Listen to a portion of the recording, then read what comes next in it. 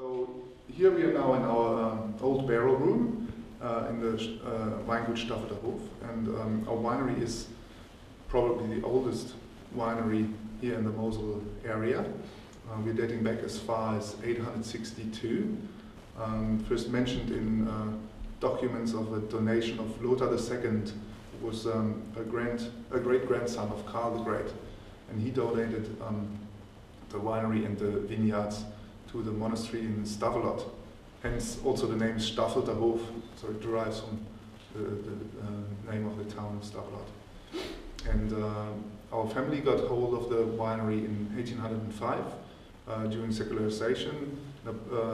Napoleon took away all the things the church owned, and the last manager of the place for the monastery was already an ancestor of our family. He bought it off the French government. And during the days where the winery belonged to the monastery, the wine had to get somehow to Staffelter, which is 130 kilometers away from here, and they had to use horses with trailers to load the barrels. And here you have a nice barrel with a carving on it, and it tells a bit about this history. In 2002, a Belgian farmer approached us that his family used to do the transport for the monastery, and we've redone it to.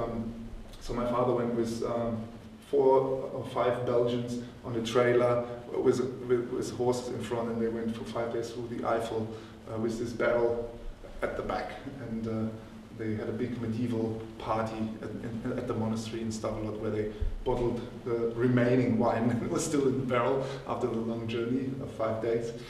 In the past, the winery only produced wine in the barrel and sold it like that, and it was only my grandfather who started bottling wines. And the funny thing is, he was never supposed to be a winemaker here at the winery, because he was the youngest of 13 siblings, and he was supposed to go studying to university, but then the Second World War started, and he was a young man and had to go to war, and he got captured in Egypt in Al Alamein, and became a prisoner of war in Canada. And during his time there, he learned English, of course, but also had books sent over to him so he could study wine making. And the big difference there was that he learned the newest knowledge actually from the books, and he didn't get taught by like his fathers or grandfathers.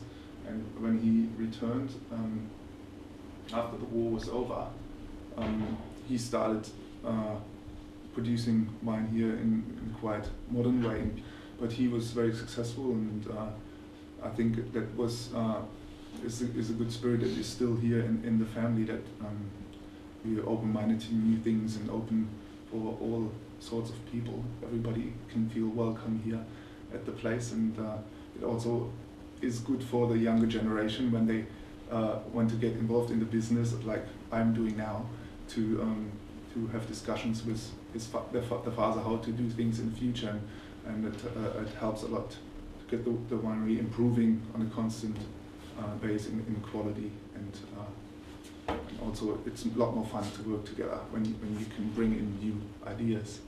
And like I said, my grandfather was the first to start bottling wines. They still had a little bit of agriculture, which was traditional at the time, but then when my father took over in the early 70s, they only focused on selling wine in the bottle, and also my grandmother started a guest house, which is now up to 20 beds, so we can have people tasting the wines here, and of course after that just go straight to bed, so it's short. And down here we also have a cellar where we can have functions like birthday parties or so, where my mum cooks traditional Mosel dinners, like 3-course, 4-course, whatever you want, with the wines that correspond well with the food. So it's like a wine tasting dinner kind of experience. When you're here, it's a really nice place to relax and profit from the nature that's all around you.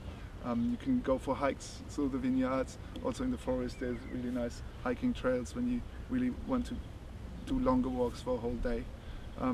Cycling is perfect here in the valley because it's flat out and you can go pretty far, and it's a good way to travel as well because you can at least have a few glasses of wine along the way. There's a lot of places where you can get some food and some nice wines to drink, and also the boat cruises on the river are definitely a highlight, and you can experience the amazing landscapes of the steep slopes just from the river. It looks even more impressive.